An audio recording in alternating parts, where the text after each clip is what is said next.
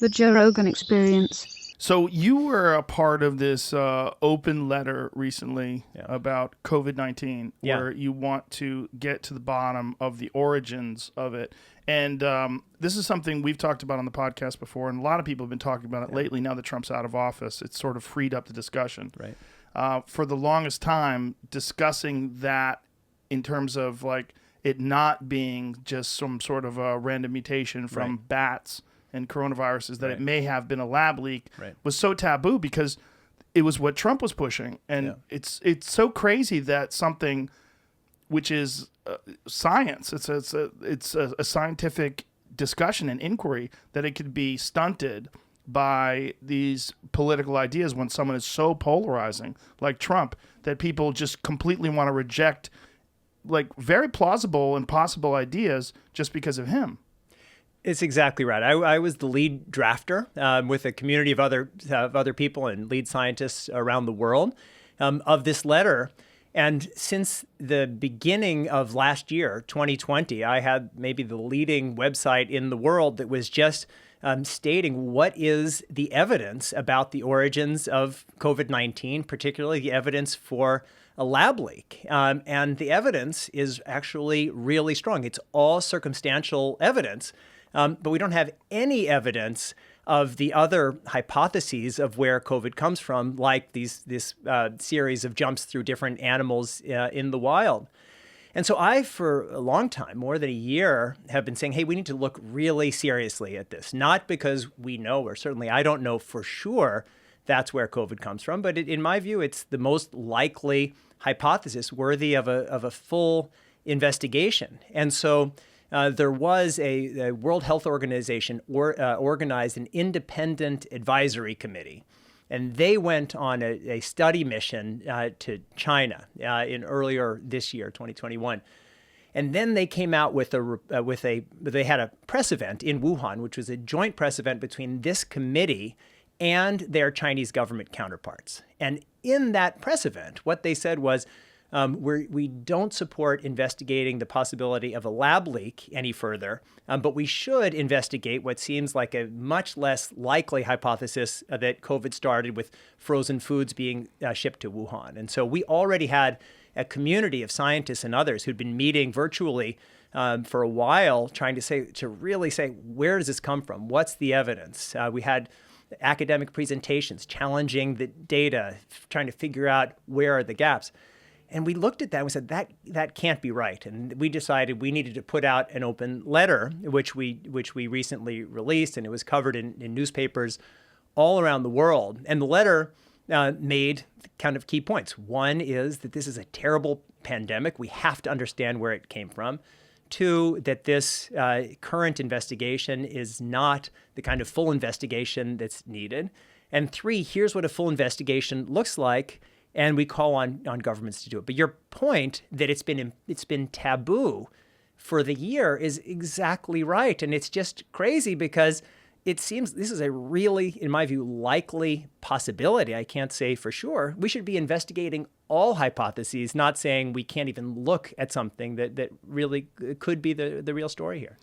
And it's also really unfortunate that a lot of people are not trusting anything that the World Health Organization says anymore. Because the World Health Organization, I'm sure you saw the spokesperson for the World Health Organization speaking with the reporter, and he wouldn't even mention the name Taiwan. Did you see that? Yeah, no. So I did see that, and he logs off and then comes back on, and then she asks him again about Taiwan's response to COVID-19, and he says, "Well, China's done an amazing job, and let's just change subjects."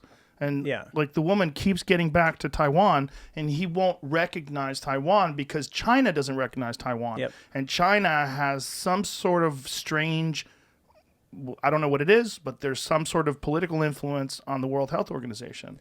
Yeah, so there's a lot there. So first, full disclosure, I'm a member of the World Health Organization International Advisory Committee. You were until this podcast. What's it's that? Over. I said you were up until this podcast. Exactly. They're going to cut Bring you it off.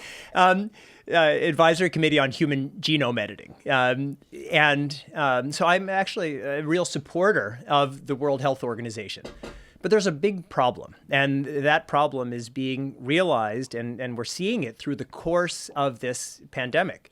So first, in the earliest days of the pandemic, why was it that World Health Organization inspectors weren't able to go to Wuhan? And the reason was the Chinese government wouldn't give them visas, and there was nothing the WHO could do. Why was it that the WHO was just essentially, unfortunately, parroting the reporting from the Chinese government in the earliest days? And part of that, at least, is because they don't even have the authority to have their own surveillance network.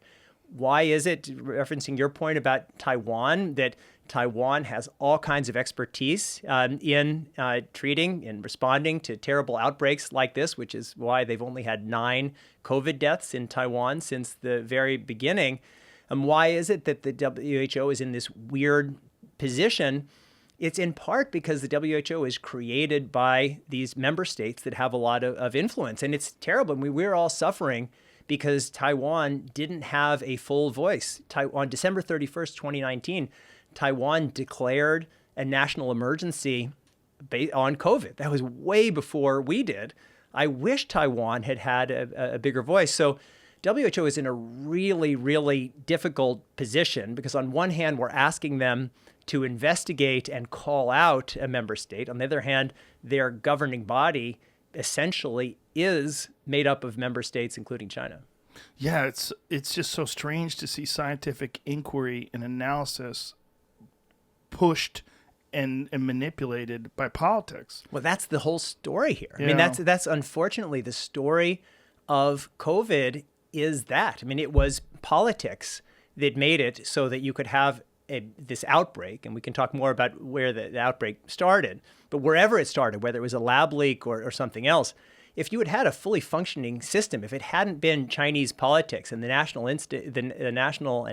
instinct or the natural instinct hadn't been to cover up, to silence the whistleblowers, to lie essentially to the World Health Organization and the international community, it could well have been possible to suppress COVID in the first few weeks, and we wouldn't be having any of this. So, and then it was politics that made China, again, whatever the origin, carry out this massive cover-up over the course of the last year where they destroyed samples, eliminated or removed databases, imprisoned journalists, Chinese journalists asking tough questions, and put a universal gag order on their scientists, making it impossible for them to speak about any of this stuff.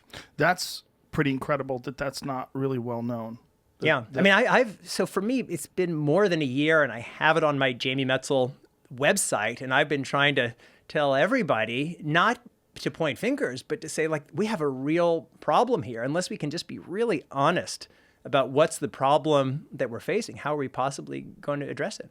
Now, what is the circumstantial evidence? Sorry, so let me start from the beginning of this. So we know we have a long history of these pathogenic outbreaks, and they tend to happen in more tropical parts of China and Southeast Asia and just tropical parts of the world.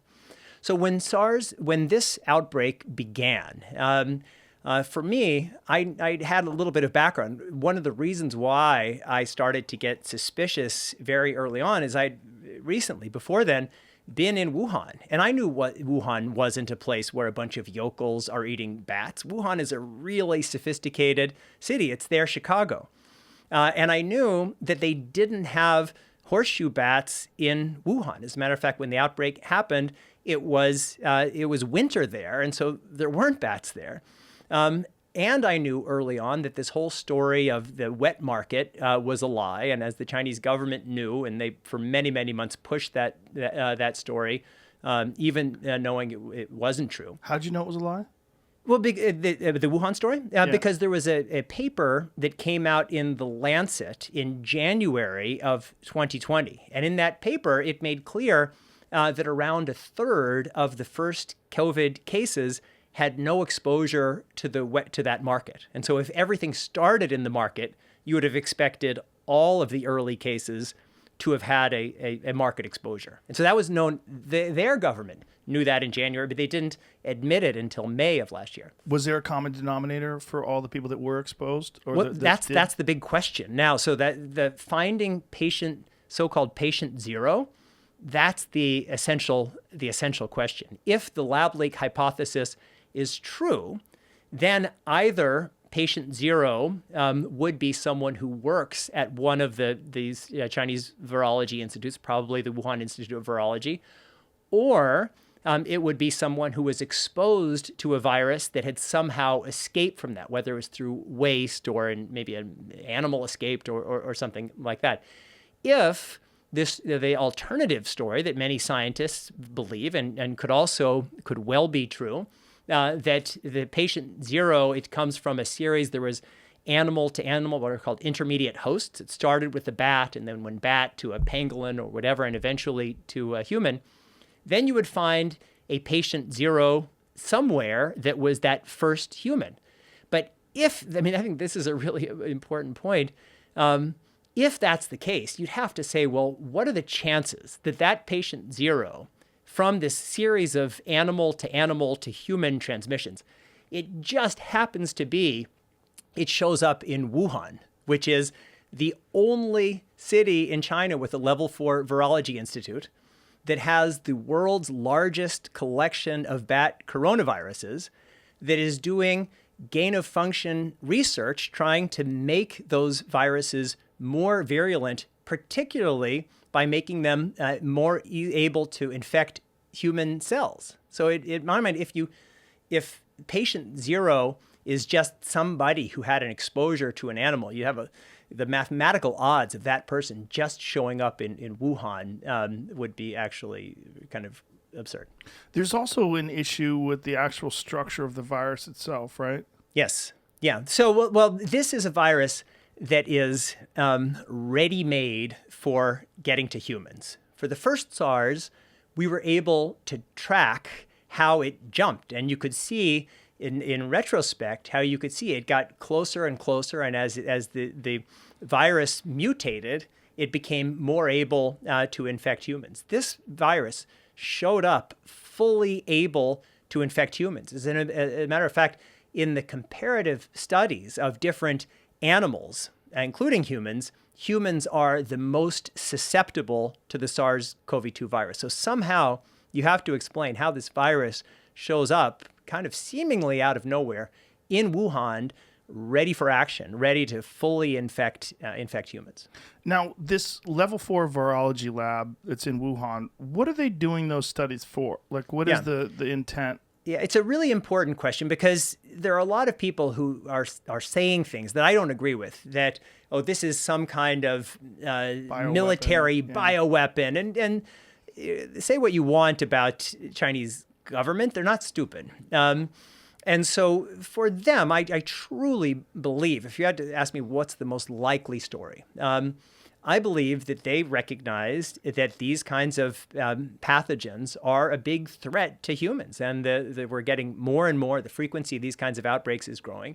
And rather than being behind the curve and waiting for some terrible outbreak, the idea was, well, can we predict how these viruses will evolve?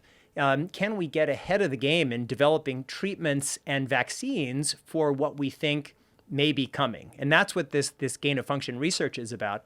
And so we know that the Chinese government, the Wuhan Institute of Virology was doing this kind of gain-of-function research. Some of it was actually funded with United States government money through the NIH. And I know you'll get a lot of action in the Twitter sphere on this, but so we know, and I truly believe that there was well-intentioned work trying to develop vaccines and treatments, trying to understand how the most dangerous pathogens might develop. And if my hypothesis is true, I think there was an accident. And there's a whole history of people who were warning, saying, well, we're trying to prevent some kind of future threat.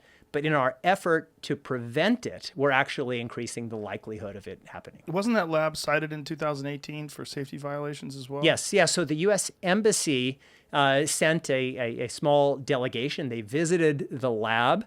And then there were 2 cables about this saying, hey, this is really dangerous. They're doing experimentation with these dangerous coronaviruses. And their safety protocols aren't up to snuff. So there was a lot of warning and a lot of fear. Ugh. Catch new episodes of The Joe Rogan Experience for free only on Spotify. Watch back catalog JRE videos on Spotify, including clips. Easily, seamlessly switch between video and audio experience. On Spotify, you can listen to the JRE in the background while using other apps and can download episodes to save on data cost, all for free. Spotify is absolutely free. You don't have to have a premium account to watch new JRE episodes. You just need to search for the JRE on your Spotify app. Go to Spotify now to get this full episode of The Joe Rogan Experience.